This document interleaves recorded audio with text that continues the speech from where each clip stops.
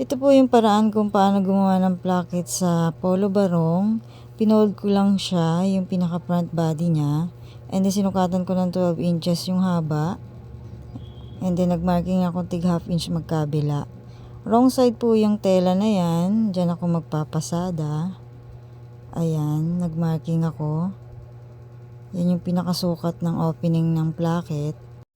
Ginuhitan ko siya para dyan ako magpapasada mamaya. Kapag nilapat ko na yung placket niya. Ayan, nagprovide ako ng pinaka-placket niya. Yung isa ay may tule sa dulo. Nilagyan ko ng pilon, pinalansya ko. Ayan, may allowance yan para sa pagpapasadahan. Ginuhitan ko na para mabilis. Ayan, din nagsukat akong 2 inches.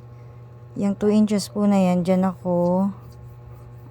Yan po yung hangganan ng pasada ko dyan sa minarkingan ko. Tatapat ko lang siya. And then yung kabila kahit lampas siya. Ayan, kapag nagpasada kayo niyan, lampasan nyo rin doon sa may bandang neckline. Para naman mahagip yung placket. Ayan, gaya nyo na lang yung prosesong ginawa ko. Part 1 pa lamang po ito. Abangan nyo yung part 2 nito. Para masundan nyo po. Pero kung di naman, meron akong full video nito. Panoorin nyo na lang po sa mga videos ko. Ayan, papasadahan nyo na yan.